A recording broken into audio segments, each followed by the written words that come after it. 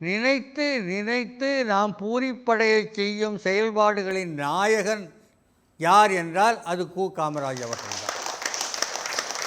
அதே போல நண்பர்களாயினும் பகைவர்களாயினும் விரோதிகளாயினும் எதிரிகளாயினும் அவர்களிடமும் இன்முகத்தோடு பழகக்கூடிய நல்ல உள்ளம், அன்பு உள்ளம் வாய்த்தவர் கு. காமராஜ் அவர்கள். கர்ம வீரர் காமராஜரின் நிலைத்த புகழுக்கு பெரிதும் காரணம் அவரின் திட்டங்களா பண்புகளா? இரண்டுமே சிறப்பான அம்சங்கள் கு. காமராஜ் அவர்களின் வாழ்க்கை. அதை நீங்களே ஒத்துக்கொள்வீர்கள். மக்களுக்கான சிறந்த மக்கள் நலத்திட்டங்களை ஒரு தொலைநோக்கு பார்வையோடு பார்த்து, இது 20 ஆண்டுகளுக்கு பிறகு, 30 ஆண்டுகளுக்கு பிறகு, 50 ஆண்டுகளுக்கு பிறகு இந்த சமுதாயத்திற்கு என்ன பயனளிக்கும் என்று யோசித்து, அதான் தீர்க்க தரிசனத்தோடு பார்த்து, தெளிவான தொலைநோக்கு பார்வையோடு தீட்டி நிறைவேற்றினார்.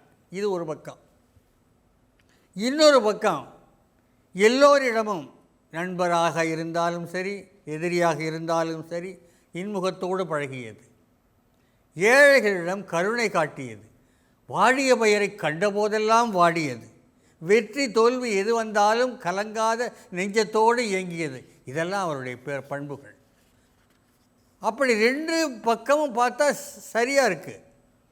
ரெண்டு தளங்களில், ஒன்று திட்டமிட்டு செயல்பட்டது, இன்னொன்று பேரன்புடன் பெருங்கருணையுடன் செயல்பட்டது. ரெண்டிலையுமே குறை சொல்ல முடியாதவர். படிக்காத மேதை யார் என்று கேட்டால், தமிழ் கூறும் நல்லுலகத்தில், தமிழகத்தில் மட்டுமல்ல உலகத்தில் உள்ள எந்த தமிழரிடம் போய் கேட்டாலும் கர்ம வீரருக்காக படிக்காத மேதை யார் என்று கேட்டால் காமராஜர் என்று சொல்வார்கள். அவருடைய பண்பு நலன்களை எடுத்து சொல்ல ஒரு நாள் போதாது. ஜீவா எதிர்க்கட்சி தலைவர், சட்டசபையில் 2 பேரும் மோதிக்கொள்வார்கள். கு. காமராஜ் அவர்கள் கர்ம வீரர் டி நகரிலிருந்து தன்னுடைய பங்களாவிலிருந்து கிளம்பும் பொழுது காரில் சென்று ஜீவா வீட்டுக்கு போவார். அவரை பிக்கப் பண்ணிக்கிட்டு சட்டசபைக்குள் போவார். 2 பேர் காரசாரமான விவாதங்கள் பொறி பறக்கும் சட்டசபையில். முடிஞ்சவொடனே ஜீவா போகலாமான்னு கேட்பார். போகலாம்பார். ஒரு காரில் ஏற்றிக்கொண்டு அவர் வீட்டில் விட்டுருவார். தனித்தக்க நாகரிகம் என்று சொன்னது இதைத்தான். இப்படி எளிமை, இனிமை, அன்பு, அரவணைப்பு, விரோதம், பகைமை எதுவும் இல்லாத ஒரு அற்புதமான வாழ்க்கை பண்புகள் அவருடைய பண்புகள். அதே சமயம் திட்டமிடல் என்று எடுத்துக்கொண்டால் ஒன்றும் அசைக்கவே முடியாது. 1920 முதல் 1946 வரை விடுதலை போராட்ட வீரராக அவர் பணியாற்றிய காலம் போக, இந்த 1954 முதல் 63 வரை முதலமைச்சராக இருந்திருக்கிறார். 3 கிலோமீட்டருக்கு ஒரு பள்ளிக்கூடம் இருக்க வேண்டும், 3 கிலோமீட்டருக்கு ஒரு பள்ளிக்கூடம் இருக்க வேண்டும் என்று திட்டமிட்டு 12,000 பள்ளிகளை அவரது முதலமைச்சர் காலத்திலே தமிழகத்தில் தொடங்கி வைத்தார். அந்த 12,000 தான் இன்னமும் இயங்கிக் கொண்டிருக்கின்றன. 1000 அல்ல, லட்சம் அல்ல, கோடிக்கணக்கான மாணவ மாணவிகளை கல்வியின் உயரத்திற்கு கொண்டு சென்றிருக்கின்றன. ஆசிரியர்களுக்கு ஓய்வூதியம் என்ற அற்புத திட்டத்தை அவர் காலத்தில் தொடங்கினார். பதவி ஆசைக்கு அவர் தன்னைத்தானே ஒரு நாளும் உட்படுத்தி கொண்டவர் அல்ல. பிளான் என்று ஒரு பிளான் கொண்டு வருகிறார். அந்த திட்டத்தில் 2 பதவிகள் ஒரு ஆள் இருக்கக்கூடாது. கட்சி பணியிலும் ஒரு தலைமை பதவி, அதுக்கு பிறகு அரசாங்க பணியிலும் ஒரு தலைமை பதவி என்று இருக்கக்கூடாது. ஒன்று பிளான் என்று கொண்டு வருகிறார். அதன் முன் உதாரணமாக அதை எல்லோரும் ஏற்றுக்கொள்கிறார்கள். நேரு உட்பட அனைவரும் ஏற்றுக்கொள்கிறார்கள். இந்தியாவில் இருக்கிற அனைத்து எம்பிக்களும் ஏற்றுக்கொள்கிறார்கள். உடனே அதற்கு முன்னோடியாக தானே தமிழக 9 ஆண்டுகள் கழிந்த பின்னால் 3வது முறை முதலமைச்சராக தேர்வு செய்யப்பட்டு இயங்கிக் கொண்டிருந்த அவர் தன் முதலமைச்சர் பதவியை தியாகம் செய்கிறார், ராஜினாமா செய்கிறார். அப்படி முன் உதாரணமாக இருந்தவர் காமராஜர் தன் பயன்பாட்டுக்காக இறுதி வரை ஒரு கார் கூட வாங்கியதில்லை. தான் வாழ்வதற்கென்று ஒரு சிறு வீடு கூட வாங்கியதில்லை. அரசு பணத்தை முறைகேடாக 1 ரூபாய் கூட வாங்கியதில்லை. தனது சம்பள பணத்திலேயே தனது வாழ்க்கை முறையை அமைத்து கொண்டவர். அப்படிப்பட்ட பெருந்தலைவரின் வாழ்க்கையை அலசி ஆராய்ந்து பார்க்கையில் 2 அம்சங்கள் கவர்கின்றன. ஒன்று அவரது பண்பு நலன்கள், இன்னொன்று அவரது திட்டமிடுதல்.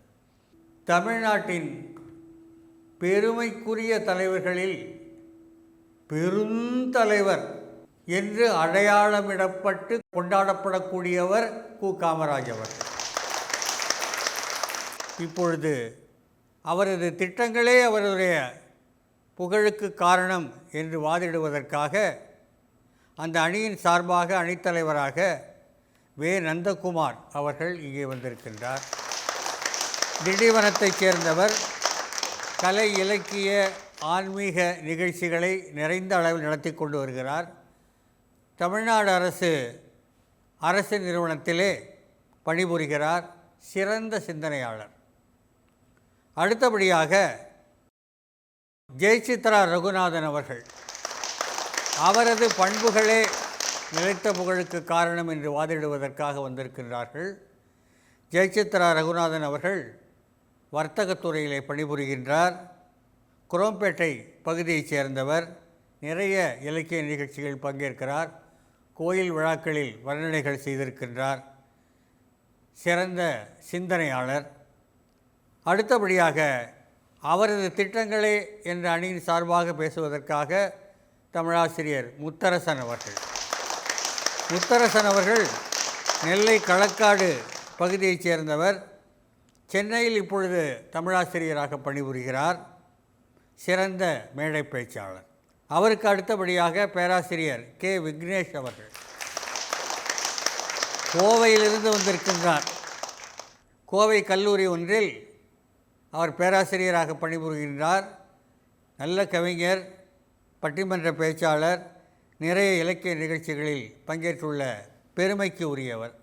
எது ஒன்றை ஒன்று விஞ்சி நிற்கிறது என்பதே இவ்வரங்கில் முன்வைக்கப்படும் கேள்வி. இக்கேள்விக்கு விடை காண 4 அறிஞர் பெருமக்கள் இங்கே வந்திருக்கின்றார்கள். அவர்களிடம் விட்டு விடுவோம். அவர்கள் விவாதிப்பார்கள். விவாதித்த பின்னால், அதை நாம் அனைவரும் கேட்ட பின்னால் தீர்ப்புரையிலே நாம் ஒரு முடிவுக்கு வரலாம். முதலில் அணித்தலைவராக பேச வருபவர் வே. நந்தகுமார்.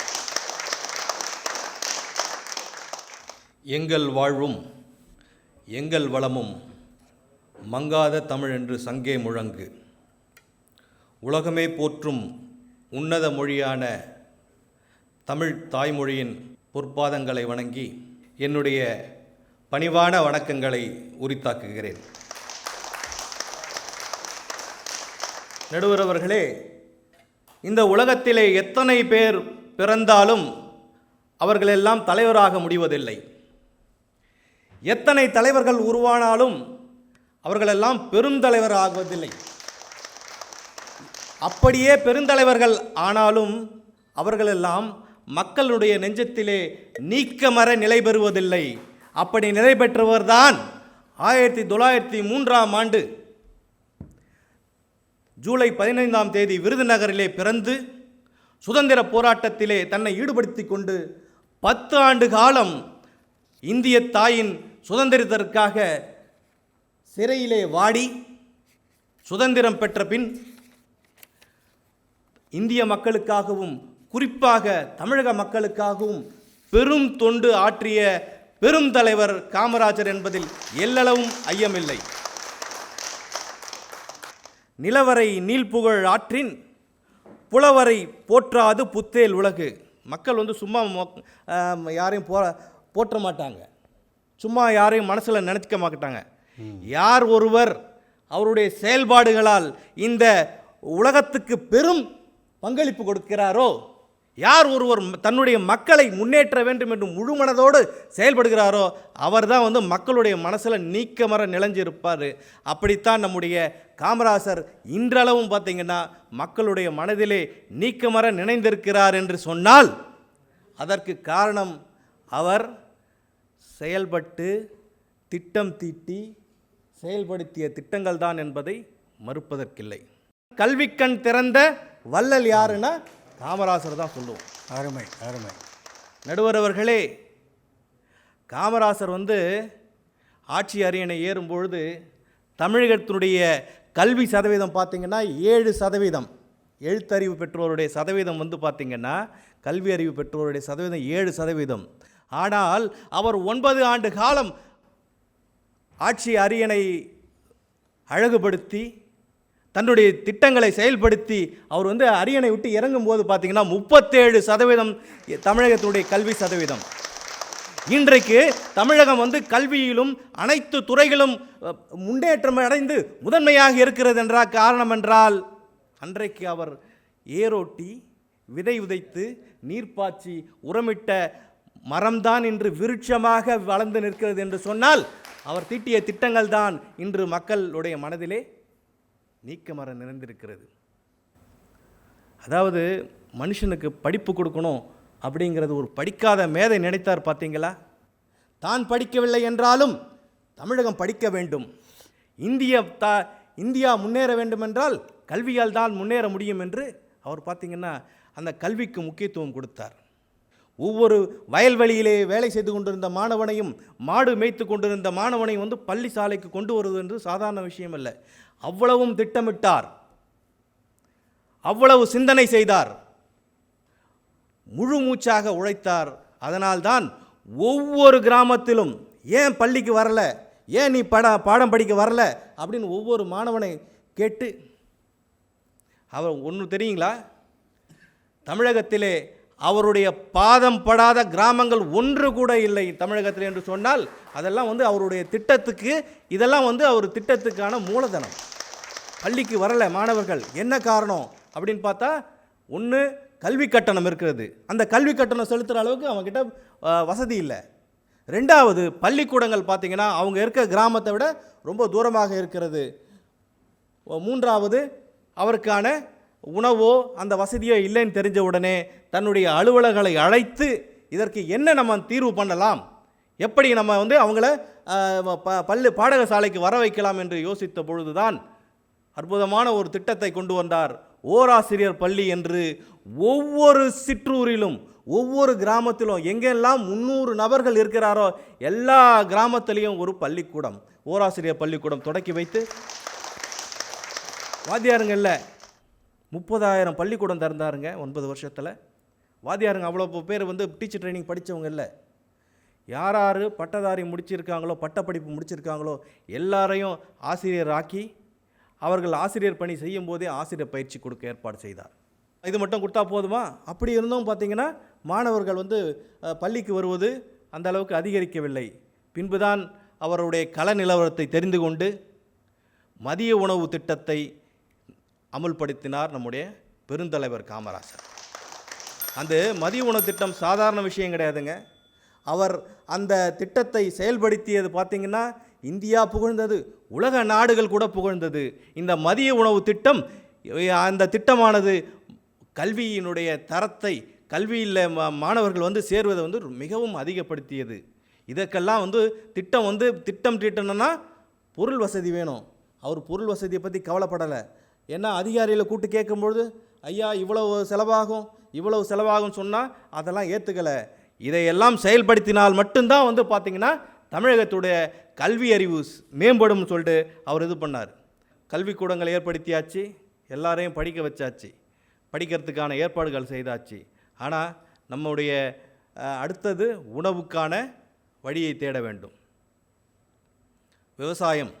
விவசாயம்தான் வந்து இந்தியாவினுடைய முதுகெலும்பாக இருந்தது, இப்பொழுதும் இருக்கிறது. உணவில்லை எனில் உலகமில்லை என்று.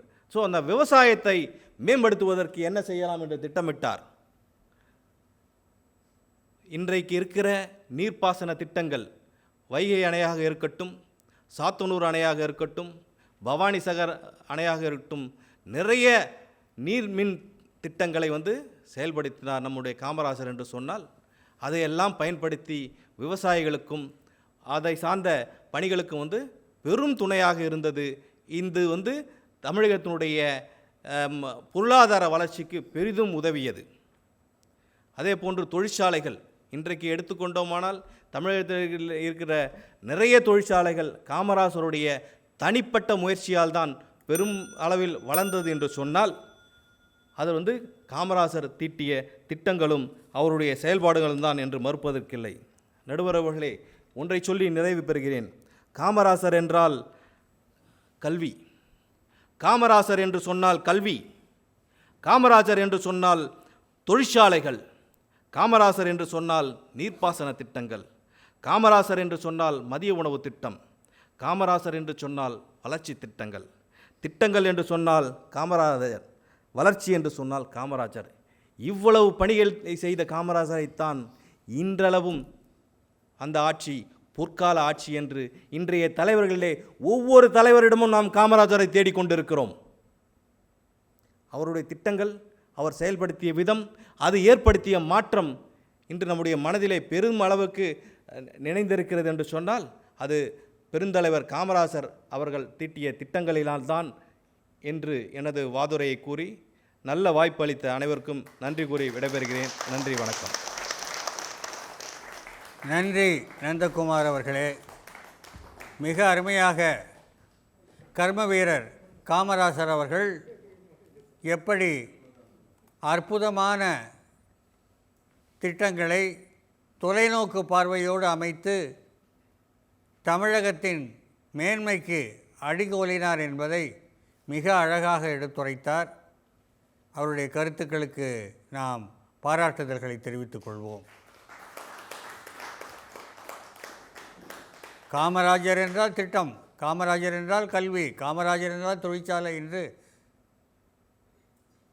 அவர் காலத்திலே மேற்கொண்ட பணிகளை வரிசைப்படுத்தி காட்டினார். அடுத்து அதைவிட பெரிதாக புகழத்தக்கது அவரது பண்பு நலன்கள்தான் என்று வாதிட வருகிறார் ஜெயசித்ரா ரகுநாதன் அவர்கள். அந்த அணித்தலைமை என்ற பொறுப்பிலிருந்து தன்னுடைய வாதங்களை முன்வைக்கின்றார். அத்தனை பேருக்கும் என்னுடைய பணிவான வணக்கத்தை கூறிக்கொள்கின்றேன். தன்னலமற்று மண்ணலம் காக்கும் தலைவர்களை தேர்ந்தெடுப்பதுதான் ஒரு நாடு சிறப்பதற்கான நல்ல வழி. அப்படிப்பட்ட தலைவர்களை அடையாளம் காண்றது எப்படி? பொது வாழ்விலே நேர்மை, தனி வாழ்விலே தூய்மை, வார்த்தைகளிலே வாய்மை, இந்த 3 மேலான பண்புகளின் ரசாயன கலவையிலே உருவான ஒரு கருப்பு தங்கத்திற்கு காலம் தந்த பெயர்தான் காமராஜர். கால வெள்ளத்திலே கரைந்து காணாமல் போகும் நன்றியுள்ள கடைசி தமிழனும் மறக்கக்கூடாத அரசியல் மகரிஷி யாருன்னா அது பெருந்தலைவர் காமராஜர் அவர்கள். கல்லாமையை கருவறுக்கவும் இல்லாமையை இல்லாதொழிக்கவும் நாடு முழுவதும் வேள்வி நடத்திய நாயகன் யார்னா அது பெருந்தலைவர் காமராஜர் அவர்கள். வாழ்வின் சகலவிதமான இன்பங்களையும் ஒன்று விடாமல் அனுபவித்து வாழ்ந்துவிட துடிக்கும் அதிகாரிகளுக்கும் அரசியல்வாதிகளுக்கும் இடையிலே தன்னுடைய மொத்த வாழ்வையுமே இந்த சமூக நலனிற்காகவே அர்ப்பணித்த மகத்துவமான மாமனிதன் அவர். இந்த தமிழகத்திலே 9 ஆண்டுகள் ஒப்பற்ற உயரிய ஊழலற்ற ஆட்சியை தந்த தன்னிகரற்ற தலைவன் அல்லவா அவர். அறியாமை இருளிலே மூழ்கி கிடந்த இளம் பிஞ்சுகளின் வாழ்விலே கல்வி வெளிச்சத்தை பார்க்க பாடுபட்ட கருணை கடல் அவர். கற்கை நன்றே பிச்சை புகினும் கற்கை நன்றே என்று ஔவையார் சொன்னாரே, அது காசை போய் பிச்சை எடுத்து படின்னு சொல்லலை. அறிவு எங்கே இருக்கோ அங்கே தேடி போய் படி. சொல்லி கொடுக்கலையா கெஞ்சு கூத்தாடு, பிச்சை எடுத்தாது அவங்க கிட்ட படிச்சிருன்னு சொன்னார். காமராஜர் என்ன சொன்னார் தெரியுமா? நீ எங்கேயும் போய் பிச்சை எடுக்காத, ஊர் முழுசும் நான் பள்ளிக்கூடம் திறக்கிறேன், வாடா படிச்சிடுறா, முன்னேறிடுறா அப்படின்னாரு. புத்தகம் தர்றேன், சீருடை தர்றேனாரு. இதோட இல்லை, புத்தக பையை மட்டும் பார்க்காமல் குழந்தைகளின் இறைப்பையையும் பார்த்த ஒரே தலைவர் பெருந்தலைவர் காமராஜர் அவர்கள். மதிய உணவு திட்டம் கொண்டு வந்தாருன்னு சொன்னாங்கல்ல, இந்த மதிய உணவு திட்டத்தை முதல்ல எங்கே கொண்டு வந்தார் தெரியுமா? வயிற்றுக்கு சோறிடல் வேண்டும் இங்கு வாழும் மனிதருக்கெல்லாம்னு பாடினாரே பாரதியார். அவர் பிறந்த எட்டயபுரத்தில் தான் முதல்ல மதிய உணவு திட்டத்தை அவர் கொண்டு வந்தார். அந்த மதிய உணவு திட்டத்தில் குழந்தைங்கள்லாம் சாப்பிட உட்காந்துருக்காங்க. அதை ஆரம்பித்து வைக்க ஐயா வந்திருக்காரு. பிள்ளைங்கள்லாம் வரிசையாக உட்காந்துருக்காங்க, சாப்பாடு தயாராக இருக்குது. வரும்பொழுது தன்னுடைய காலணிகளை வெளியே கழட்டி விட்டு வந்தவர் பெருந்தலைவர் காமராஜர். அத்தகைய பண்பாளர் அவர். அவர் முதலமைச்சராக இருந்தப்போ சுற்றுப்பயணம் போனார். அப்போ ஒரு ரயில்வே கேட்டுக்கிட்ட அவருடைய வண்டி நின்றுடுச்சு. கேட் போட்டிருக்காங்க, நின்றுடுச்சு வண்டி. அப்போது வாகன சோதனை நடத்துகிறாங்க. காரணம் என்னென்னா, சிறைச்சாலையிலேருந்து ஒரு கைதி தப்பிச்சிட்டான்.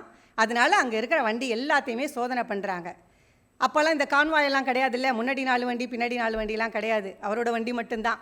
டிக்கியை திறந்து பார்த்துட்டாங்க. அதுக்கப்புறம் அந்த அதிகாரி காருக்குள்ளே பார்க்குறாரு, உள்ளே காமராஜர் முதலமைச்சர் உட்கார்ந்துருக்காரு. யாருக்காக இருந்தாலும் கொஞ்சம் வேர்த்து போயிடும்ல. பயந்துட்டார் அவரும். காமராஜர் சும்மா இல்லாமல் அவரோட பேர், ஊர், பதவி எல்லாத்தையும் கேட்டார். இப்போ இருந்தால் தண்ணி இல்லாத காடு தானே. அப்போ அவர் என்ன தெரியுமா பண்ணார்? பண்பாளர். அவர் எப்படிப்பட்ட பண்பாளர்னு சொல்கிறேன், அந்த அதிகாரிக்கு அந்த ஆண்டிற்கான சிறந்த காவல்துறை அதிகாரிக்கான விருதை கொடுத்தார். அப்படிப்பட்ட மாமனிதன் தான் பெருந்தலைவர் காமராஜர் அவர்கள். 1969 அமெரிக்காவோட 37வது அதிபர் ரிச்சர்ட் நிக்சன் அவர் இங்கே வந்திருக்காரு. காமராஜரை பார்க்கணுன்னு கேட்குறாரு. அவராக விரும்பி கேட்குறாரு. ஆனால் காமராஜர் நிர்தாட்சணியமாக மறுக்கிறார். என்னங்க அவர் அமெரிக்காவோட அதிபர் கேட்குறாரு, நீங்கள் பார்க்க மாட்டேங்கிறீங்களே அப்படின்னது. காரணம் என்ன சொன்னார் தெரியுமா? அறிஞர் அண்ணா அமெரிக்கா போகும்பொழுது அவர் அங்கே பார்க்க நினைச்சப்போ ரிச்சர்ட் நிக்சன் அவரை பார்க்கல. ஒரு தமிழனை மதிக்காத எவனையும் நான் பார்க்க தயாரில்லடான்னு சொன்னார். எதிர்க்கட்சி தலைவர் வேற அறிஞர் அண்ணா. எப்படிப்பட்ட பண்பாளன் அவர்!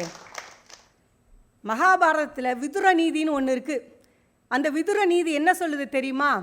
அரசியலில் ஒருவனோட யோக்கியதாம்சத்தை பார்க்கணுன்னா அவங்களுக்கு நெருக்கமாக இருக்கவங்களோட வாழ்வியல் நெறிமுறைகளை பாருங்கள், அவங்களோட லைஃப் ஸ்டைல் எப்படி இருக்குன்னு பாருங்கள், அதை வச்சு தெரிஞ்சிடும் அப்படின்னாங்க. ஒரு முறை நேரு அவர்கள் இங்கே வந்திருக்காரு. மதுரைக்கு ஒரு கூட்டத்துக்காக போகிறாங்க. அப்போது அவர் நேரு கேட்குறாரு, இந்த வழியில் தானே உங்கள் வீடு, அவங்க அம்மாவை பார்த்துட்டு போயிடலாமா அப்படின்னு கேட்குறாங்க. பெருந்தலைவர் சொல்கிறாரு, கூட்டத்துக்கு மணி ஆகிடும், நம்ம போகலாம் அப்படின்னு. இல்லை கொஞ்ச நேரம் பார்த்துட்டு போகலாம் அப்படின்னு சொல்லவும் போகிறாங்க. போகுது, ஒரு தார் சாலையில் திரும்புது, அப்புறம் கரடு முரடாக போகுது. அப்படியே போய் ஒரு பொட்டல் காட்டில் வண்டி நிற்குது. பொட்டல் காட்டில் வண்டி நின்னா காமராஜர் இறந்து, ஆத்தா நான் காமராஜ் வந்திருக்கேன் அப்படின்னு குரல் கொடுத்தாரு. அங்கே வயலில் களை எடுத்துக்கிட்டு இருந்ததுலேருந்து ஒரு அம்மா அப்படி எழுந்து வராங்க. நிமிந்து வந்து, ஐயா காமராஜ், ஐயா சொல்லியிருக்கக்கூடாது ஐயா அப்படின்னு கேட்குறாங்க. இல்லைம்மா அத்தா, இவங்க உங்களை பார்க்கணும் நாங்கள், அதனால நான் வந்தேன் அப்படின்னு. நேருவுக்கு வேர்த்து போச்சு. இந்த மாநிலத்தின் முதலமைச்சர், அவருடைய அம்மா ஒரு கழனி காட்டிலே களை எடுத்துக்கிட்டு இருக்காங்க. எப்படி இப்படி ஒரு எளிமையான ஒருத்தரை எப்படிங்க நீங்கள் பார்க்க முடியும்? அப்படிப்பட்ட பண்பாளன் தானே அவர். எளிமை, நேர்மை, தூய்மை, இதை விட அவரோட பண்புக்கு என்னங்க சிறப்பாக சொல்ல முடியும்? இப்போ திட்டங்கள் தீட்டணும்னு வைங்க, முதல்ல என்ன பண்ணணும்? இப்போ இந்த பட்டிமன்றம் நடக்குது, இதோட முடிவை எங்கள் நடுவரையா சொன்னால் ஒத்துப்பீங்களா, நான் சொன்னால் ஒத்துப்பீங்களா? நடுவரையா சொன்னால் தான் ஒத்துப்பீங்க. அப்போது ஏன் அவர் அங்கே பொறுப்பில் இருக்கார், நடுவர் பொறுப்பில் இருக்கார். ஒரு திட்டம் தீட்டி அது வெற்றி அடைஞ்சு அது புகழடையணும்னா அவர் ஆட்சி பொறுப்பில் இருக்கணும், அதிகார பொறுப்பில் இருக்கணும், பதவியில் இருக்கணும் இல்லையா? இவர் அந்த பதவிக்கு வந்ததுக்கு காரணமே அவருடைய பண்பான புகழ் அடைஞ்சதுனால மட்டும்தாங்க அவர் அந்த பொறுப்புக்கே வந்தார். அவர் சாப்பாடு என்ன தெரியுமா? ரேஷன் அரிசி. அவருடைய உதவியாளர் வைரவன் கேட்குறாரு, ஐயா நீங்கள் இதை சாப்பிடணுமா ஐயா அப்படின்னா, என்ன என் மக்கள் எல்லாம் இதைத்தானே சாப்பிட்றான், நான் சாப்பிட்டா என்ன ஆயிரும் அப்படின்னு கேட்குறாரு அவர். அவருடைய அதிகபட்ச அசைவ உணவே ஞாயிற்றுக்கிழமையில் ஒரே ஒரு முட்டையாம். அதுவும் யாராவது நண்பர்கள் வந்துட்டாங்க கூட ஒரு முட்டை செஞ்சிட்டாங்க அப்படின்னா அடுத்த வாரம் அந்த முட்டையும் சாப்பிட மாட்டாராம். அப்படிப்பட்ட ஆள் அவர். எம்ஜிஆர் அவர்கள் நிறைய தடவை காமராஜரை எங்கள் வீட்டுக்கு வாங்க வாங்கன்னு கூப்பிட்டு இவர் மறுத்துக்கிட்டே இருக்கார், போகவே இல்லை. ஒரு தடவை ரொம்ப கூப்பிட்ட உடனே அவர் சொல்கிறாரு, ராமச்சந்திரா உன் வீட்டு விருந்து ரொம்ப சிறப்பாக இருக்கும், அறுசுவையாக இருக்கும் அப்படின்னு சொல்லியிருக்காங்க. ஆனால் நான் சாப்பிட்டேன்னு வையேன், மறுபடியும் எனக்கு அதை சாப்பிடணும்னு ஆசை வரும், வேணாம் ஐயா அப்படின்னார். அப்படிப்பட்ட ஒரு எளிமை பண்பாளர் ஐயா அவர். மறுத்து விட்டார். ஒரு முறை திண்டிவனத்தில் ஒரு சட்டமன்ற உறுப்பினரோட வீட்டில் சாப்பிட்ருக்காரு, விருந்து சாப்பிட போயிருக்காரு. எளிமையான சாப்பாடு தான். அவர் சாப்பிட்டு முடிச்சு எந்த இடத்துலையுமே ரொம்ப நேரம் இருக்க மாட்டார். அவர் மீட்டிங் கூட பார்த்தீங்கன்னா ரொம்ப ஒரு 5 நிமிஷம் டக்கு டக்குன்னு பேசிட்டு கிளம்பிக்கிட்டே இருப்பாராம். அப்படி ஒருத்தர் சாப்பிட்டு முடிச்சுட்டு வண்டிக்கு வந்துட்டார். பார்த்தா டிரைவரை காணோம். எங்கே டிரைவர் எங்கே அப்படின்னா சாப்பிட்டுக்கிட்டு இருக்கு. ஏன் நம்ம கூட உட்காந்து அவங்களுக்கு சாப்பாடு போட மாட்டாங்களா, தனியாக தான் போடுவாங்களான்னு கோவிச்சுக்கிட்டு போயிட்டாராம் அவர். அவரை போய் கெஞ்சி சமாதானம் பண்ணி கூட்டிகிட்டு வர்றதுக்குள்ளே டிரைவரும் நல்ல வேலைக்கு சாப்பிட்டு வந்துட்டதுனால போயிட்டார். அப்படி ஒரு டிரைவராக இருந்தாலும் தனக்கு சரிசமமாக மதிக்கிற பண்பாளன் உயர்ந்தவரா இல்லை திட்டங்களால் அவர் உயர்ந்திருக்காரா சொல்லுங்கள்? இந்த தமிழகத்தையே செதுக்கிய சிற்பி அவர். வடநாட்டு மக்களும் கூட காலாகாந்தி என்று போற்றக்கூடிய அளவுக்கு நிலைத்த புகழை தனது பண்புகளால் பெற்றவர் காமராஜர் அவர்கள் என்று கூறி வாய்ப்பளித்தமைக்கும் வாய்மொழி கேட்டமைக்கும் நன்றி பாராட்டி விடைபெறுகிறேன். நன்றி, வணக்கம். அருமை, மிக அருமையாக ஜெயசித்ரா ரகுநாதன் அவர்கள் கர்ம வீரர் கு காமராஜ் அவர்களின் வாழ்க்கையில் நிலைத்த புகழுக்கு பெரிதும் காரணம் அவரது பண்புகளே என்று மிகச் சிறப்பாக ஆணித்தரமாக அருமையான வாழ்க்கை நிகழ்ச்சிகள் மூலமாக, அவருடைய வாழ்க்கையிலிருந்து சம்பவங்கள் மூலமாக. நேரு வந்திருக்கிறார், கூட்டிகிட்டு போய் பார்க்குறாங்க, அவங்க அம்மா அங்கே வேலை செஞ்சுருக்காங்கன்னு நினச்சி பாருங்கள். இப்படியெல்லாம் ஒரு வாழ்க்கை வாழ முடியுமா? நேர்மை, தூய்மை, வாய்மை என்று சொன்னார்கள். 3 அடையாளமாக அவர் இருந்திருக்கிறார். அதே மாதிரி பள்ளிக்கூடங்கள் கட்டினதில் கல்வி என்பதை அடுத்த தலைமுறைக்கு தர வேண்டும், அவன் பிள்ளைகளை உயர்த்த வேண்டும் என்று அவர் துடித்த துடிப்பை மிக அற்புதமாக எடுத்துரைத்தார்கள். இன்றைக்கு பள்ளிக்கூடங்களில் மாணவர்கள்லாம் பிரைட்டாக இருக்காங்க, ஒளிமயமாக இருக்காங்க.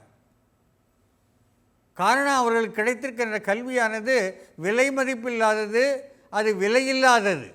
விலை மதிப்பில்லாதது, அது விலையில்லாதது, அப்படி கிடைக்கிறது. 12,000 பள்ளிக்கூடங்கள்னால் 3 கிலோமீட்டருக்கு ஒரு பள்ளிக்கூடம்.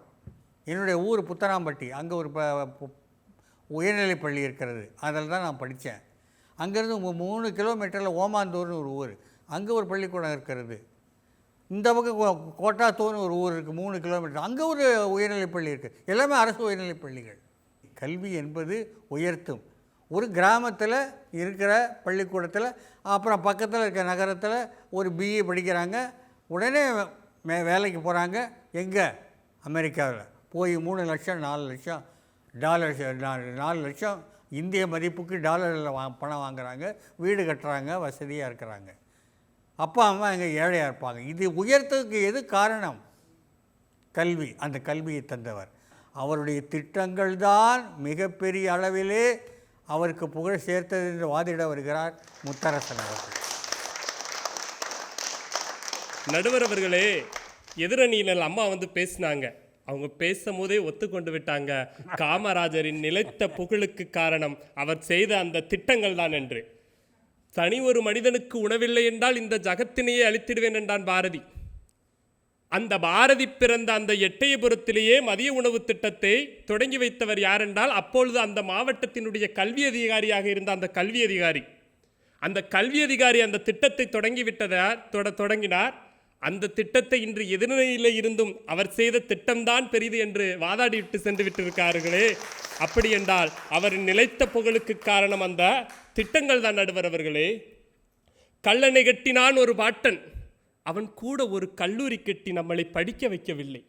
பெரிய கோயிலை கட்டினான் மற்றொரு பாட்டன், அவன் கூட ஒரு பள்ளிக்கூடம் கட்டி நம்மளை படிக்க வைக்கவில்லை. மன்னராட்சி காலத்தில் வந்து சேராத கல்வி, மக்களாட்சி காலத்திலும் முழுமையாக கிடைக்காத கல்வி பெருந்தலைவர் காமராசர் என்னும் ஒரு உத்தமருடைய காலத்தில் நம் அனைவருக்கும் வந்து கிடைத்தது என்றால் அவரினுடைய திட்டங்கள் தான் நடுவர் அவர்களே காரணம் அவருடைய புகழுக்கு. நடுவர் அவர்களே, எத்தனையோ திட்டங்களை அவர் கொண்டு வந்தார். அதிலே ஒரு முக்கியமான ஒரு திட்டம் எங்களுடைய திருநெல்வேலி மாவட்டத்தில் அவர் ஒரு மிகப்பெரிய திட்டம் எதுவென்றால் மணிமுத்தாறு அணை என்கக்கூடிய ஒரு திட்டம். சங்க இலக்கியத்திலே புறநானூரிலே குடப்புலவியனார் கூறுகிறார், ஒரு அரசன் நிலைத்த புகழை பெற வேண்டும் என்றால் என்ன செய்ய வேண்டுமா? அவன் நீர்நிலைகளை பெருக்கி வளர்க்க வேண்டுமா? ஏனென்றால் உண்டி கொடுத்தோரே உயிர் கொடுத்தோர். ஏனென்றால் உணவு எவன் கொடுக்கிறானோ அவன்தான் உயிரை கொடுத்தவன். அந்த உயிரின் அடிப்படையாக இருக்கக்கூடிய அந்த உணவு எதிலிருந்து வருகிறது என்றால் நீரிலிருந்து வருகிறது. அந்த நீரை நாம் பாதுகாக்க வேண்டும் என்றால் நீர்நிலைகளை பெருக்க வேண்டும். அந்த மணிமுத்தாறு அணை என்றக்கூடிய ஒரு மிகப்பெரிய அணையை கட்டி அதிலே நீரை தேக்க வைத்து அதில் எத்தனையோ லட்சக்கணக்கான விவசாய நிலங்களை அங்கு இருந்து வளரக்கூடிய அந்த நெல் வயல்களிலே அந்த நெல்கள் அப்படியாக அந்த கதிர்கள் அழகாக ஆடிக்கொண்டிருக்கும். அது ஆடிக்கொண்டிருக்கும் போது அது என்ன தெரியுமா நடுவர் அவர்களை சொல்கிறது? காமராஜர் வாழ்க, காமராஜர் வாழ்க, காமராஜர் வாழ்க என்று இன்றும் அந்த நெல்மணிகள் ஆடிக்கொண்டிருக்கிறதே நடுவர் அவர்களே. இப்படிப்பட்ட திட்டத்தை அவர் கொண்டு வந்ததுதான் நடுவர் அவர்களை காரணம். நடுவர் அவர்களே, சென்னையில் ஒரு எண்ணெய் சுத்திகரிப்பு நிலையம் வரப்போகிறது. அந்த எண்ணெய் சுத்திகரிப்பு நிலையம் எங்கு வரப்போகிறது என்றால் மணலி எங்கக்கூடிய பகுதியிலே வந்து வரப்போகிறது. அந்த மணலி பகுதியிலே வர வேண்டும் என்றால் அங்கு அதற்கு இடம் வேண்டும். யாருடைய இடத்தை வாங்கலாம் என்று பெருந்தலைவர் காமராசர் அவர்கள் யோசித்துக் கொண்டிருக்கிறார். அப்போது அந்த மணலி பகுதியில் இருக்கக்கூடிய பெரும்பான்மையான இடம் யாரிடம் இருக்கிறது என்றால் ராமகிருஷ்ண முதலியார் என்பவரிடம் இருக்கிறது. ராமகிருஷ்ண முதலியாரிடம் தன்னுடைய பணியாளரை அழைத்து அவரிடம் சென்று கேட்க சொல்கிறார். இந்த இடத்தை பெருந்தலைவர் காமராசர் அவர்கள் உங்களிடம் கேட்க சொல்கிறார். இங்கு ஒரு எண்ணெய் சுத்திகரிப்பு நிலையம் வரப்போகிறது, ஆகையால் இந்த இடத்தை கொடுத்துவிடு அப்படி என்று கேட்கிறார். அதற்கு அவர் மறுத்துவிட்டார். இல்லை, என்னை அடையாளப்படுத்துவதே மணலி ராமகிருஷ்ணன் என்றுதானே என்னை அடையாளப்படுத்துகிறார்கள். என்னுடைய பூர்வீகமான இடம், இதை எப்படி நான் கொடுக்க? ஐயா கேட்டால் இல்லைன்னு என்னால் சொல்ல முடியாது. இருந்தாலும் என்னுடைய மனது ரொம்ப கடினமாக இருக்குது, என்னால் முடியாதுன்னு நீங்கள் சொல்லிடுங்க அப்படின்னு போய் சொல்லிடுறார். உடனே அந்த உதவியாளர் காமராசரிடம் சென்று சொல்கிறார், இப்படி இந்த பதிலை அவர் சொன்னார் அப்படி என்று. உடனே காமராஜர் அவருக்கு வந்து ஃபோன் பண்ணி, நாளை உன் மதியம் உனது வீட்டிற்கு நான் உணவருந்த வருகிறேன் என்கிறார். உணவருந்த வருகிறேன் என்றதோடு நாளை வாராரா அப்படி என்று ராமகிருஷ்ணர் என்ன செய்கிறார் அப்படி என்றால், காலையிலேயே அவருடைய வீட்டுக்கு வந்திருக்கிறார். வீட்டுக்கு வந்து, ஐயா நீங்கள் எங்கள் வீட்டுக்கு உணவருந்த வாரீங்கன்னு தெரியும், ஆனால் உணவருந்த மட்டும் நீங்கள் வரலை, இந்த இடத்தையும் நீங்கள் கேட்க வருகிறீர்கள். நீங்கள் கேட்டு நான் இல்லை என்று சொல்லிவிட முடியாது. அந்த சுத்திகரிப்பு, எண்ணெய் சுத்திகரிப்பு ஆலயம் அங்கே வர வேண்டும் என்றால் இந்த இடம்தானே உங்களுக்கு வேண்டும், இந்த இடம் இதோ பெற்றுவிடுங்கள் என்று கூறி அந்த இடத்தை கொடுத்தார் நடுவர் அவர்களே. இன்றும் அந்த எண்ணெய் சுத்திகரிப்பு நிலையம் மணலி பகுதியிலே இருக்கிறது. இப்படிப்பட்ட ஒரு திட்டத்தை கொண்டு வந்ததான் நடுவர் அவர்களே மிகப்பெரிய ஒரு புகழுக்கு காரணம். உலகத்தில் எத்தனையோ தலைவர்களாக இருக்கிறார்கள், ஆனால் தலைவருக்கெல்லாம் தலைவர், பெரும் தலைவராக காமராசர் இருப்பதற்கு காரணம் என்னவென்றால், நான் இப்பொழுது உங்களிடம் சொல்லப்போகிற அந்த திட்டம் தான் நடுவர் அவர்களே. மருத்துவர் சௌரிராஜன் என்பவர் காமராசருக்கு எப்பொழுதெல்லாம் உடல்நிலைக்கு குன்றுகிறதோ அப்பொழுதெல்லாம் அவரிடம்தான் மருத்துவம் பார்ப்பார். அவர்தான் அவருக்கு குடும்ப மருத்துவர். அந்த குடும்ப மருத்துவர் வந்து சௌரிராஜன் வந்து என்ன செய்கிறார் என்றால், அவருடைய வீட்டிற்கு பக்கத்தில் பார்பல் ஷாப்பு வச்சிருக்காரு ஒருத்தர், முடி சீர்திருத்தம் கடை வச்சிருக்காரு. அவருடைய பையனுக்கு 12ஆம் வகுப்பு முடிச்சிட்டான். 12ஆம் வகுப்பு முடித்ததோடு அடுத்து அவர்கள் என்ன படிக்க போகிறாங்க அப்படின்னா, லேப் டெக்னீஷியன் அப்படிங்கிற ஓராண்டு பயிற்சி. இது அரசு கல்லூரியில் படிக்கணும். இந்த அரசு கல்லூரியில் படிக்கிறதுக்கு நீங்கள் வந்து என்ன செய்யணும் அப்படின்னாக்கி வந்து கொஞ்சம் சிபாரிசு செய்யுங்க ஐயா, ரொம்ப கஷ்டப்பட்ட குடும்பத்தை சார்ந்தவங்க, அதனால நீங்கள் சிபாரிசு செய்யுங்க, பார்பலர்கள் கடை வைத்து நடத்தக்கூடியவங்க அப்படின்னு வந்து சொல்கிறாங்க காமராஜர் ஐயாட்ட. காமராஜர் ஐயா உடனே வந்து மருத்துவத்துறை இயக்குனருக்கு ஃபோன் பண்ணி கேட்குறாரு. ஃபோன் பண்ணி கேட்டதோடு அங்கே அவங்க சொல்கிறாங்க, ஐயா மொத்தம் 20 சீட்டு தான் உண்டு, 20 சீட்டும் ஃபுல்லாயிட்டு, இப்பொழுதுக்கு வந்து நீங்கள் சொல்லக்கூடிய அந்த பையன் 21வது இடத்துல இருக்கிறான், 20 சீட்டையும் நான் வந்து ஃபுல் பண்ணிட்டேன், அந்த 20லிருந்து ஒருத்தரை எடுத்துக்கிட்டு இதை நான் வந்து சேர்த்து வைக்க முடியாதுல்ல ஐயா அப்படின்னு சொல்கிறாங்க. நீ சொல்கிறது சரிதான் அப்படின்னு ஃபோனை வச்சிடுறாரு. அந்த ஆளை இந்த சௌரிராஜன்ட்ட சொல்கிறாரு, என்னப்பா முடியலையே, எவ்வளவுக்குள்ளே நான் முயற்சி பண்ணேன், ஆனால் அதில் அங்கே வந்து சீட்டு கிடைக்கலையே, ஏன்னா இதுக்கு முன்னுக்கூட்டியே 20 பேர் என்ன செய்திருக்கான் அப்படின்னா அதில் வந்து சேர்ந்துட்டானே, நம்ம என்ன பண்ண முடியும் அப்படின்னு சொல்கிறாரு. உடனே அப்படியா ஐயா சௌரிராஜன் அவங்க வந்து ரொம்ப ஒரு வருத்தத்தோடு, அப்படியா ஐயா, சரியா பார்க்கலாம் ஐயா, ஏதோ அவன் நம்ம கொடுக்கக்கூடிய அந்த சீட்னால் அவன் தலையெழுத்தே மாறப்போகுதுன்னு நினச்சேன், அவனுடைய குலத்தொழில் அவனுடைய குடும்ப தொழில் வந்து மாறும்னு நினச்சேன், இவனும் என்ன செய்ய, இவனுடைய தலையெழுத்து இன்னும் அந்த பார்பலர் ஷாப்பில் தான் இவன் வேலை செய்யணும்னு நினைக்கிறேன் என்று வருத்தத்தோடு புறப்படும்போது காமராஜர் சௌரிராஜா கொஞ்சம் இருப்பா, கொஞ்சம் பொறுப்பா என்று மருத்துவத்துறை செயலாளருக்கு ஃபோன் போடுறாரு. எதுக்கு நம்ம வந்து 20 சீட்டு மட்டும் அதை வச்சுருக்கோம், ஏன் 25 சீட்டாக அதை மாற்ற முடியாதா?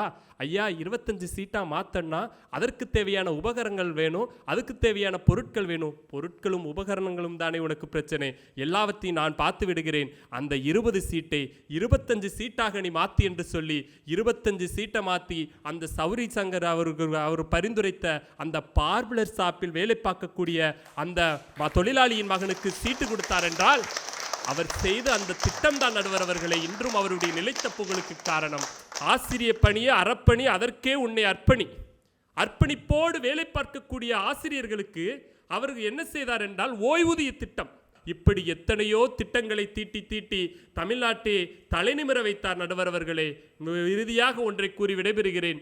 உலகத்தில் எத்தனை தலைவர்கள் பிறக்கலாம், இன்னும் எத்தனை தலைவர்கள் இருக்கலாம், எத்தனை தலைவர்கள் பிறந்தாலும், எத்தனை தலைவர்கள் இந்த உலகத்தில் இருந்தாலும், பெருந்தலைவர் காமராசர் என்னும் ஒருவர் வந்து இந்த உலகத்தில் இருக்கக்கூடிய நாட்கள் வரை, அவருடைய புகழ் இருக்கக்கூடிய நாள் வரை அவர் செய்த திட்டங்கள் தான் அவர் புகழுக்கு காரணம் என்று கூறி வாய்ப்பளித்ததற்கும் வாய்மொழி கேட்டதற்கும் நன்றி கூறி விடைபெறுகிறேன். நன்றி, வணக்கம். அருமை, மிக அருமையாக முத்தரசன் அவர்கள் திட்டங்களே என்ற அணியின் சார்பாக தன் வாதங்களை முன்வைத்திருக்கிறார்.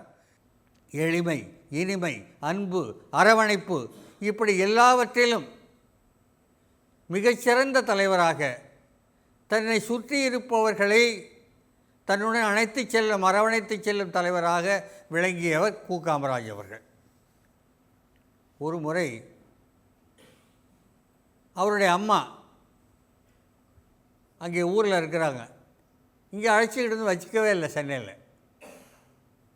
அந்த அம்மாவுக்கு 120 ரூபா அனுப்புவார். உதவியாளர் கொண்டு போய் கொடுத்துட்டு வருவார், நலம் விசாரித்து விட்டு மாதம்.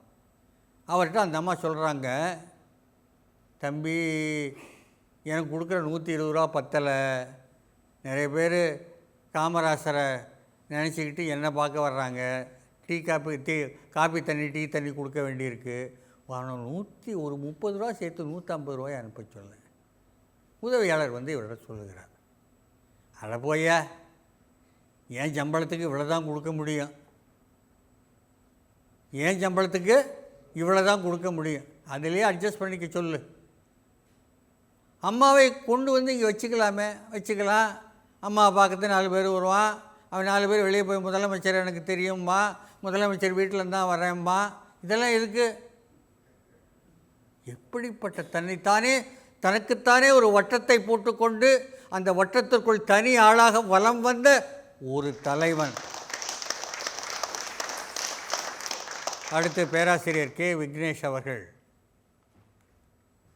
கு. காமராசரின் நிலைத்த புகழுக்கு பெரிதும் காரணம் அவரது பண்பு நலன்களே என்ற அணியின் சார்பாக இறுதி சுற்றில் தன் வாதங்களை முன்வைக்கிறார்.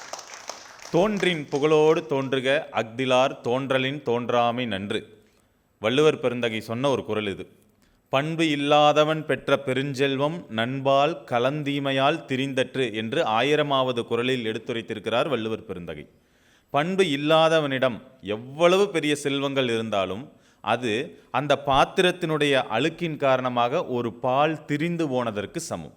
என்னுடைய சக பேச்சாளர்கள், அருமை பேச்சாளர்கள் இருவர் பேசியிருக்கக்கூடியது, அவர் எத்தனை நல்ல திட்டங்களை இந்த தமிழகத்திற்கு கொடுத்திருந்தாலும் சரி, அத்துணை திட்டங்களும் அவர் நல்ல பண்பாளர் என்பதைத்தான் பறைசாற்றுகிறதே தவிர, நல்ல பண்பு இல்லை என்றால் அவர் இத்தனை நல்ல திட்டங்களை கொடுத்திருக்கவே முடியாது. ஒரு விவசாயிக்கு ஒரு திட்டத்தை கொடுத்தார் என்று அருமை தம்பி அவர்கள் வந்து சொன்னார். ஏன்? விவசாயினுடைய இடத்திலிருந்து அவர் யோசித்த அந்த ஒரு தலைமை பண்புதான் அவர் விவசாயத்திற்கு அந்த திட்டத்தை கொடுக்க முடிந்தது. ஒரு பள்ளி மாணவனை சாலையில் கண்டிருக்கிறார். அந்த மாணவன் பள்ளிக்கு சாப்பாடு இல்லை என்பதால் நான் பள்ளிக்கு செல்லவில்லை என்று சொல்லியிருக்கிறார். ஆக அந்த மாணவனுடைய வறுமையான குடும்பத்தின் நிலையிலிருந்து அவர் யோசித்த காரணத்தினால்தான் மதிய உணவு திட்டம் உருவானது. ஆக அவர் கொடுத்திருக்கக்கூடிய எல்லா திட்டங்களுமே உயர்ந்த திட்டங்கள் தான். அத்துணை திட்டங்களையும் செயல்படுத்துவதற்கு அவருடைய தலைமை பண்பு தான் அங்கே முதன்மையாக நிற்கின்றது. அவ்வாறு ஒரு தலைமை பண்பு இருந்ததால் தான் இன்றளவும் நாம் காமராசரை 124 வருடங்களாக அவருடைய பிறந்த நாளை நாம் கொண்டாடி கொண்டிருக்கிறோம். ஒரு நிகழ்ச்சிக்கு சென்றிருக்கிறார். அந்த நிகழ்ச்சியிலே வழக்கமாக வலதுபுறம் துண்டை போடுவது காமராசரனுடைய வழக்கம். ஆனால் திடீரென்று அந்த நிகழ்ச்சிக்கு சென்றிருக்கக்கூடியவர் இடதுபுறமாக அந்த தோளில் துண்டை அணிந்து கொண்டிருக்கிறார். இதை பார்த்த பத்திரிகையாளர்கள்னு சும்மாவா? எந்த ஒரு விஷயமானாலும் அவருடைய கண்களுக்கு படுகிறதோ இல்லையோ பத்திரிகையாளர்களுடைய கண்களுக்கு தெளிவாக பட்டுவிடும். ஆக பத்திரிகையாளர்கள் அதை கவனித்து கொண்டு விட்டார்கள். உடனே அந்த நிகழ்ச்சி முடிந்து காரில் ஏற போயிருக்கக்கூடிய நம்மளுடைய காமராசர் ஐயா அவர்களை பார்த்து, ஐயா எப்போதுமே துண்டை இந்த வலதுபுறம் தானே போடுவீர்கள், இன்று மட்டும் ஏன் இடதுபுறம் போட்டிருக்கிறீர்கள் என்று பார்த்து கேட்டார். அவர் அதை அப்புறம் சொல்கிறேன் என்று மறுத்தார். ஆனால் பத்திரிகையாளர் விடவில்லை. கடைசியாக பத்திரிகையாளர்களுடைய தொந்தரவு தாங்க முடியாமல், அட வேற ஒன்றும் இல்லையா, சட்டை இந்த பக்கம் ஓட்டையா இருக்குது, அதை மறைக்கிறதுக்காக துண்டை இந்த பக்கம் போட்டிருக்கிறேன்னு சொன்ன ஒரு எளிய பண்பாளர் கர்ம வீரர் காமராசர் ஐயா அவர்கள். முதலமைச்சரினுடைய சிபாரிசுக்காக ஒரு இடம் காத்து கொண்டிருக்கிறது ஒரு மருத்துவ பணியிலே. 19 சீட்டுகள் முடிந்து விட்டது. அதை மதிப்பெண்களுடைய அடிப்படையில் அவருடைய உதவியாளர் அந்த 19 சீட்டுகளை நிரப்பிவிட்டார். ஒரே ஒரு இடம் மட்டும் காத்து கொண்டிருக்கிறது. அதை காமராஜர் ஐயாவினுடைய பொறுப்பிலேயே விட்டுவிடலாம் என்று அந்த அப்ளிகேஷன் ஃபார்ம்களை எல்லாம் எடுத்து சென்று அந்த உதவியாளர் ஐயாவினுடைய மேசையிலே வைக்கிறார். ஐயா அவர்கள் பார்க்கிறார். இந்த உதவியாளர்களோ பலமுறை முயற்சித்தும் அந்த ஒரு சீட்டை யாருக்கு கொடுப்பது என்று முடிவு செய்து விட்டார். ஆனால் அவருக்கு ஒன்றும் புலப்படவில்லை. ஆனால் காமராசர் ஐயாவினுடைய மேசைக்கு சென்றவுடன் அவர் எடுத்து பார்க்கிறார். ஒவ்வொரு ஃபைலாக, ஒவ்வொரு மாணவனுடைய அப்ளிகேஷனாக எடுத்து பார்க்கிறார். 2 நொடிகளில் இந்த மாணவனுக்கு அந்த ஒரு சீட்டை கொடுத்து விடுங்கள் என்று அந்த மாணவனுடைய அப்ளிகேஷனை தூக்கி முன்னாடி வைத்து விட்டார்.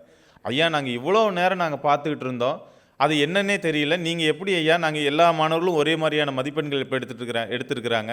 எல்லா மாணவர்களும் வெவ்வேறு கிராமப்புறத்துலையும் சரி நகரத்துலேருந்தும் சரி சரிசமமான இடத்துலேருந்து வந்திருக்கிறாங்க. கிராமப்புறத்துலேருந்து கொடுத்தா நகரப்புறத்துக்கு சிரமம், நகரப்புறத்தில் இருக்கக்கூடிய மாணவர்களுக்கு அந்த சீட்டு ஒதுக்குனா கிராமப்புறத்தில் இருக்க சிரமம். இப்படி பல்வேறு விஷயங்கள் எல்லாம் நாங்கள் அலசி ஆராய்ஞ்சு பார்த்து இந்த சீட்டை யாருக்கு கொடுக்கறதுன்னு வேறு வழியே தெரியாமல் தான் நாங்கள் கடைசியாக உங்ககிட்ட வந்தோம்.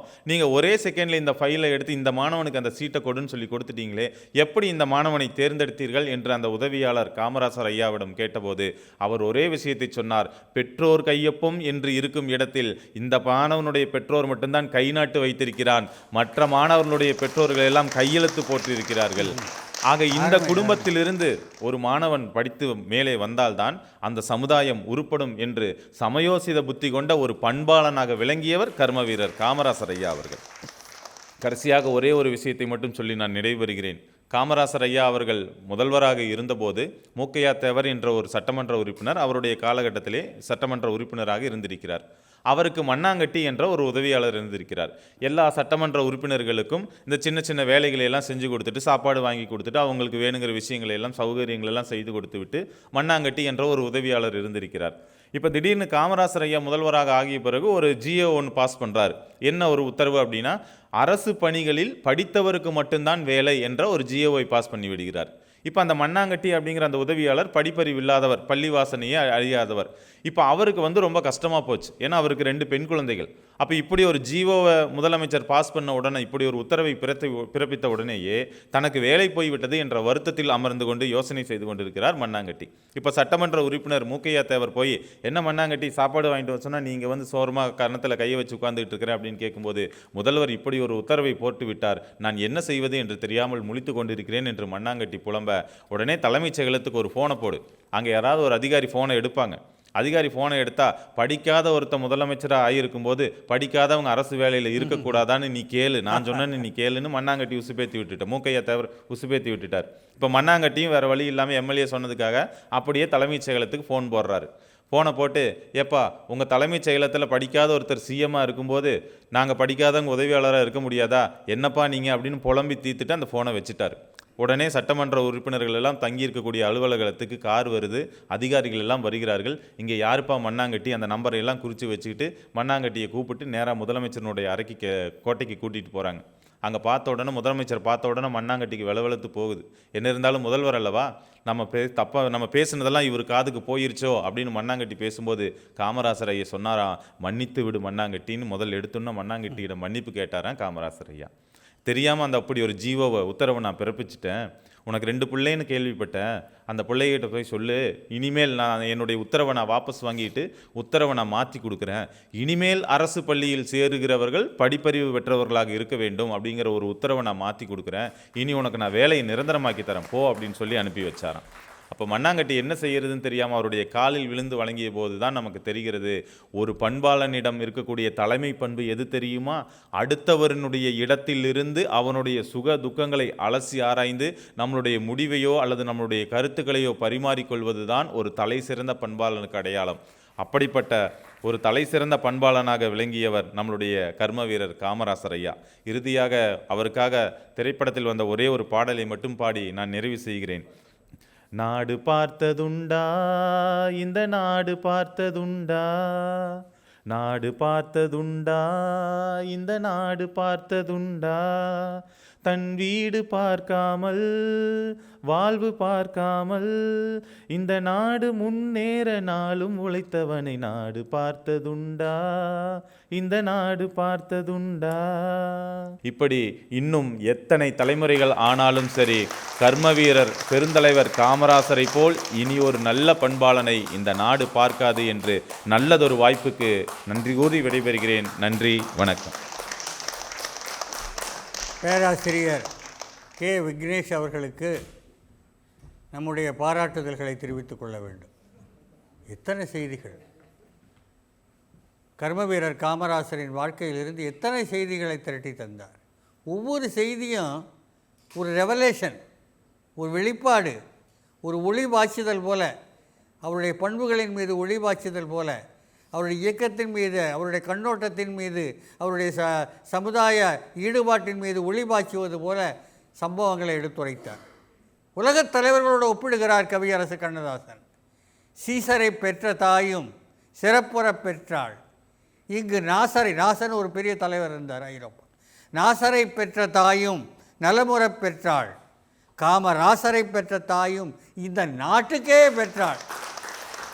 அவர் சொன்னார் கணக்கு 1% தான் ஆங்கிலேயர்களுக்கு ஆட்சியிலே 1947 வரை இருந்த படிப்பறிவு சதவிகிதம். அதற்கு பிறகு அவர் 9 ஆண்டுகளுக்கு பிறகு 37% மாறுகிறது என்றால் கிட்டத்தட்ட பாதி சமுதாயத்தை கல்வியறிவு மிக்க சமுதாயமாக மாற்றிவிட்டார். ஒரு 9 வருஷத்தில் ஒரு மனுஷனால் இதெல்லாம் சாத்தியமா? அதுவும் அப்போ தான் சுதந்திரம் அடைஞ்சு வந்திருக்கு. பொருளாதாரம் சுமாராக இருக்கக்கூடிய காலகட்டம் அரசாங்கத்துக்கு. அதில் அமராவதி அணை, கீழ்பவானி அணை, சாத்தனூர் அணை, மணிமுத்தாறு அணை, மலம்புழா அணை, கிருஷ்ணகிரி அணை, வைகை அணை, மீன்கரை அணை, வீடூர் அணை, பரம்பிக்குளம் ஆழியாறு அணை, ஆறு அணை, வாளையாறு அணை, புள்ளம்பாடி அணை, பேச்சுப்பாறை அணை, குந்தா அணை. மூச்சு வாங்குது. சரி, ஒரு பக்கம் அணைகள் கட்டியாச்சு, நீர்ப்பாசனம், விவசாயம் ஓகே. அடுத்து இன்னொரு பக்கம் 12,000 ஸ்கூல் திறந்தாச்சு. அடுத்து ஓகே. அடுத்தது வேலை வாய்ப்பு. படிச்சுட்டான், சோறு தின்னுட்டான், அவன் வந்தான வேலை வாய்ப்பு இல்லாமல் கஷ்டப்படுவான். அதுக்கு சிமெண்ட் ஆலைகள், காகித உற்பத்தி ஆலைகள், அலுமினிய உற்பத்தி ஆலைகள், நூல் நூற்பு ஆலைகள், ரப்பர் ஆலைகள், ரயில் பெட்டி தயாரிப்பு தொழிற்சாலை, தூத்துக்குடி துறைமுகம், நெய்வேலி NLC, திருச்சி BHEL, மணலி சுத்திகரிப்பு நிலையம், உதகை ஹிந்துஸ்தான் ஃபோட்டோ ஃபிலிம் தொழிற்சாலை. மூச்சு முட்டுது படிக்கின்ற பொழுது. என்றால் இவை எப்படி இதெல்லாம் சாத்தியமாயிது? அவர் காங்கிரஸ் கட்சி தலைவராக இருக்கிறார். அப்போ ஒரு பிரச்சனை வருது. அமெரிக்காக்காரன் நம்முடைய ஏற்றுமதியை தடை பண்ணிட்டான் திடீர்னு. என்ன பண்ணேன்னு தெரியல. நேருஜி முழிக்கிறார். காமராஜர் கூப்பிட்றாரு, இந்த மாதிரி பண்ணிட்டான், ஒரு ஆர்டர் போட்டான், இங்கேருந்து போகின்ற எல்லா பொருட்களையும் தடை செய்து விட்டான். இதுக்கு என்ன செய்கிறதுன்னார். அப்படியே கொஞ்ச நேரம் யோசிச்சுட்டு சொன்னார், இங்கே அமெரிக்காக்காரனுடைய கம்பெனி எதாவது இருக்கா, பேங்க்கு எதாவது இருக்கான்னு. அவன் பேங்க் இருக்குது, 3 பேங்க்கு பேரை சொன்னார். அந்த 3 பேங்க்கு 18 ஊரில் இருக்குது, அதெல்லாம் இழுத்து மூடுன்னார். அதை இழுத்து மூடு. ஐயோ, அவன் கோச்சுக்குவான், ஏற்கனவே கோவத்தில் இருக்கான், நீ இழுத்து மூடு, அப்புறம் பாரு. இழுத்து மூடினாங்க. அது ஆர்மி கொண்டு போய் நிறுத்தி அதை க்ளோஸ் பண்ணிட்டாங்க. அடுத்த நாள் அந்த ஏற்றுமதியை கதவை திறந்துட்டான் அமெரிக்காக்காரன். ஒரு செகண்டில் எடுக்கிற இது என்ன மூளைன்னே தெரியல. கம்ப்யூட்டர் மூளை என்ன மூளைன்னே தெரியல. காமராஜர் வாழ்க்கை ஒரு அதிசயம். அவரது செயல்பாடுகள் ஒன்று ஒரு பிரமிப்பு. நினச்சி பார்க்க முடியாத ஒரு விஷயம். 1954 முதல் 63 வரை தமிழக முதல்வர், அவ்வளோதான். அதுக்குள்ளே இத்தனை மாற்றங்கள். இத்தனை மாற்றங்களும் யுகங்களை தாண்டி நிற்கின்றன. எனக்கு கிடைத்தது, என் பிள்ளைக்கு கிடைத்தது, என் பிள்ளைக்கு பிறகு அதனுடைய பிள்ளைக்கு கிடைக்கும். அப்படிப்பட்ட ஒரு ஸ்திரமான, உறுதியான, யாராலும் அடுத்த தலைமுறை வந்தால் மாற்ற முடியாத மாற்றங்களை உருவாக்கி சென்றிருக்கிறார். ஆண்டபோது இல்லை தலைக்கணம் அவர்கள். ஆண்டபோது இல்லை தலைக்கணம் அவரிடம், மாண்டபோது இல்லை மடிக்கணம் அவரிடம். அரசியலில் நீ ஓர் இலக்கணம், அரசியலில் நீ ஒரு இலக்கணம் என்று புகழ்ந்து பாடி கையெடுத்து தொழுகின்றேன் காமராசர் அவர்களை. மனிதனின் விஸ்வரூபம் உலகத்தின் பரப்பளவையும் மீறும். மனிதனா என்ன? நானும் மனிதன்தான், நீங்களும் மனிதன்தான். ஆனால் இன்னொரு மனிதன் இப்படி உயர்ந்து அப்படியே விஸ்வரூபம் எடுத்து நிற்கிறார் என்றால், மனிதனின் விஸ்வரூபம் உலகத்தின் பரப்பளவையும் மீறும். மனிதன் நினைத்தால் எல்லாமே திசை மாறும். மனிதன் நினைத்தால் எல்லாமே திசை மாறும் என்பதற்கு இலக்கணம் காமராஜர் அவர்களுடைய வாழ்க்கை. தீர்ப்பு சொல்ல வேண்டிய கட்டத்துக்கு வந்து விட்டோம். சரி, இப்போ என்ன சொல்கிறது? இதுவும் சரியாக தான், இதுவும் சரியாக இருக்குது. ஏதாவது உனக்கு சொல்லணும். எனக்கு ஒரு விஷயம் ஃப்ளாஷ் அடிக்குது. ஒருத்தன் நல்லவனாக இருக்கிறது ரொம்ப கஷ்டம். நான் நல்லவனான்னு கேட்டால் கொஞ்சம் நல்லவன் தாங்க, கொஞ்சம் நல்லவன் தான் சொல்லுவேனே தவிர முழுக்க நல்லவன்னு சொல்ல முடியாது. நம்மளோட பலவிதமான விஷயங்கள் இருக்கும். நல்லவனுங்கிறதுக்கு அடையாளம் இது. பொய்மை கூடாது, பொறாமை கூடாது, சூது கூடாது, வஞ்சகம் கூடாது, பகைமை கூடாது, வெறுப்பு கூடாது, மமதை கூடாது, சீற்றம் கூடாது. இதெல்லாம் இல்லாதவன் தான் நல்லவனாக இருக்க முடியும். அப்படிப்பட்ட வாழ்க்கையை வாழ நம்மால் முடியாது. பண்பு நலன்களால் கர்ம வீரர் காமராஜர் நம்மை பெரிதும் கவர்கிறார் என்பதில் எள்ளளவும் ஐயமில்லை. ஆயினும் ஒரு சின்ன விஷயம் நெருடுகிறது என் மனதிலே. நல்லவனாக இருந்துட்டா போதுமா? நல்லவனாக இருந்துட்டா மாத்திரம் போதுமா? எங்கள் ஊரில் ஒருத்தன் இருக்கான் ஐயா, ரொம்ப நல்லவன், யார் வம்புது புக்கும் போக மாட்டான், யாருக்கிட்டையும் பகைமை பாராட்ட மாட்டான், யாரையும் வெறுக்க மாட்டான், பொய் சொல்ல மாட்டான், வஞ்சகம் பண்ண மாட்டான், ரொம்ப நல்ல மனுஷன், வீட்டுக்குள்ளே இருக்கான், அவன் உண்டு, அவன் தொழில் உண்டு, அவன் வருமானம் உண்டு, அவன் சாப்பாடு இருக்குது. அவனை இந்த நாடு போற்றுமா? அவனை இந்த நாடு போற்றுமா? அவன் வீட்டுக்குள்ளே அவன் நல்லவன் தான், அவனை இந்த நாடு போற்றுமா? வெளியே வந்து சமூகத்திடம் நெருக்கமாக பழகி அன்பு செய்து கருணை செய்து சேவை செய்து செயற்கரிய செய்து சாதனை செய்தவனைத்தான் நாடு போற்றும். நல்லவன் வல்லவனாகவும் இருக்க வேண்டும், செயல் திறமையோடு சேவை செய்யும் மனப்பான்மையோடு இந்த அதோடு சேர்ந்து இந்த நேர்மை போன்ற நற்குணங்களும் சேர்ந்து விட்டால் அது ஒரு unbeatable combination, glorious combination, laudable combination. அப்படிப்பட்ட காம்பினேஷன் தான் காமராஜர். அந்த வியப்பினை ஏற்படுத்துகின்ற பண்பு நலன்களோடு அவர் ஏற்படுத்தி இருக்கிற திட்டங்கள் தான் அவரை வல்லவனாக்குகிறது. அந்த நல்லவன் வல்லவனாக மாறுகின்ற பொழுது சரித்திரத்திலே பொன்னெழுத்துக்களால் பொறிக்கப்படுகின்றான். ஆகவே அந்த காமராஜ் அவர்களுடைய நிலைத்த புகழுக்கு, நீடித்த புகழுக்கு பெரிதும் பெரிதும் காரணமாக அமைவது அவரது திட்டங்களே